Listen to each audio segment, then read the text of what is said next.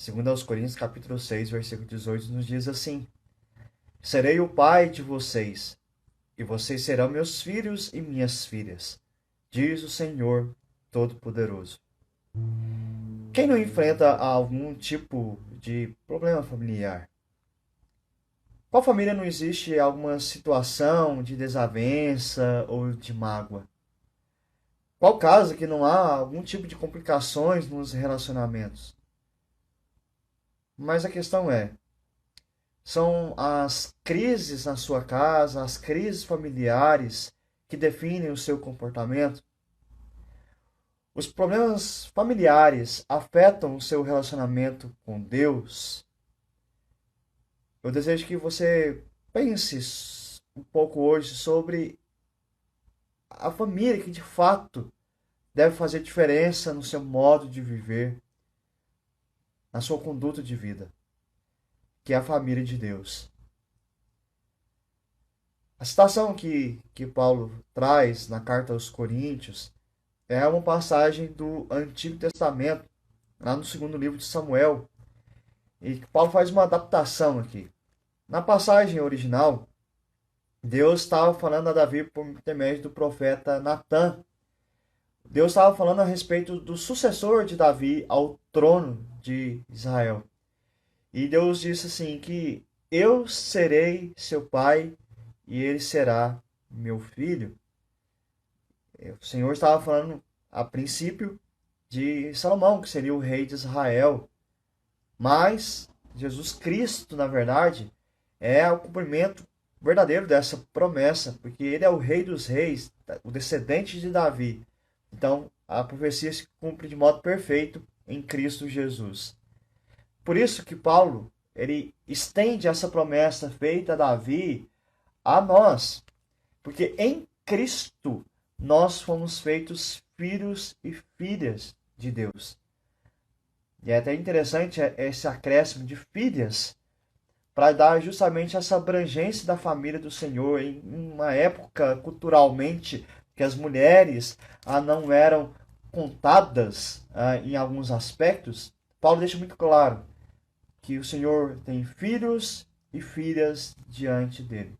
Por isso temos o privilégio de, com alegria, exclamar: Abba, Pai, pelo o agir do Espírito Santo em nós, naqueles que creem em Cristo Jesus. E a expressão Abba Pai é uma expressão de relacionamento com Deus. É a mesma ideia de chamar Deus de papai, paizinho. Não necessariamente você tenha que chamar Deus dessa maneira. Eu também não vejo nada contra. Todavia, lembrando que Ele é o Senhor, mas a ideia de relacionamento com um Pai Celestial que nós temos. E aí, nós, como filhos e filhas, podemos viver em relação íntima ao nosso Deus, uma relação pessoal. E essa promessa de que nós somos seus filhos e filhas não está aqui só nessa passagem. Você vai ver isso reiteradas vezes nas Escrituras, afirmando que nós somos filhos de Deus mediante Cristo Jesus. Paulo coloca esse argumento aqui, nesse contexto da carta, justamente para despertar nos seus leitores e despertar, consequentemente, em nós, então, o anseio por vivermos conforme o nosso Pai Celestial requer de nós. No caso, viver em santidade. Então, lembra que eu disse, quem vai determinar o meu modo de viver não é a minha família terrena, mas a minha família de Deus. É o meu Pai Celestial que vai determinar o meu modo de viver, e é viver em santidade.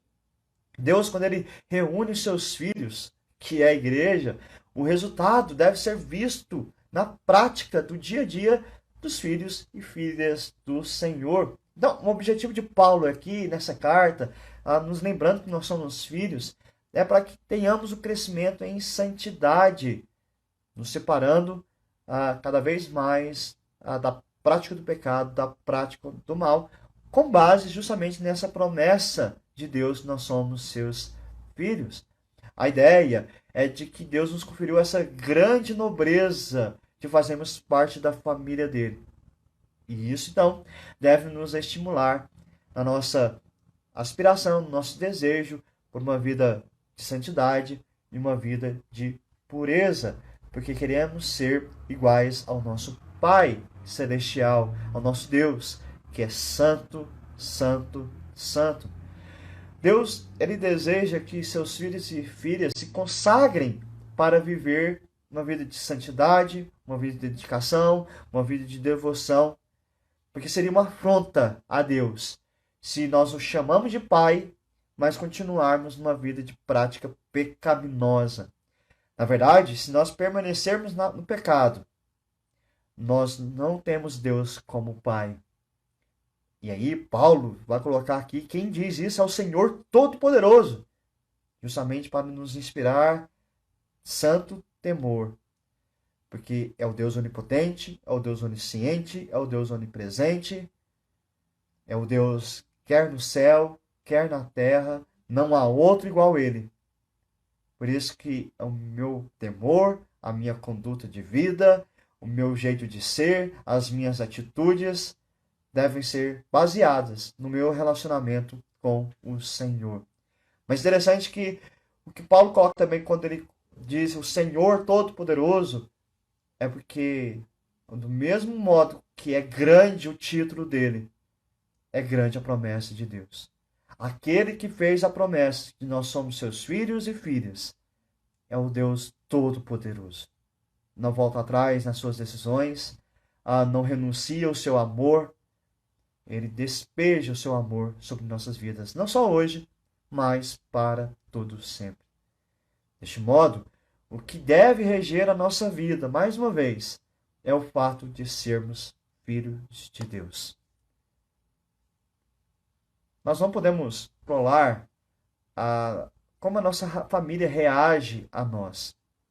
Não podemos ter a ilusão de que se nós formos legais com os nossos familiares, com certeza eles nos tratarão bem. Não funciona bem assim. Talvez alguns de vocês saibam disso na prática. Eles podem agir assim ou não. Mas entenda que o relacionamento familiar que Deus te deu é um presente do Senhor. Mas entenda que a sua vida não se baseia nisso. Se baseia no relacionamento com Deus. Permita então que Deus te conceda o que sua família não poderá te dar. Às vezes, você deposita muita coisa na sua família, seu pai, na sua mãe, seu marido, seus filhos, seus pais. E às vezes não suprir a sua necessidade. Mas o Senhor, o nosso Pai Celestial, nosso Pai Eterno, Ele supre todas as nossas necessidades. Só para encerrar, isso não estou querendo dizer que você deve perder o carinho, o cuidado com a sua família. Pelo contrário, a palavra do Senhor diz que quando nós cuidamos dos nossos, a questão da nossa casa, nós somos pior do que os incrédulos. Cuide da sua casa, cuide da sua família. E creia que sempre o Senhor pode transformar a sua casa, transformar os seus amados, porque somos filhos dele e ele cuida de nós. Amém? Que as palavras se apliquem ao seu coração e ao meu coração. Fiquem na paz e até mais.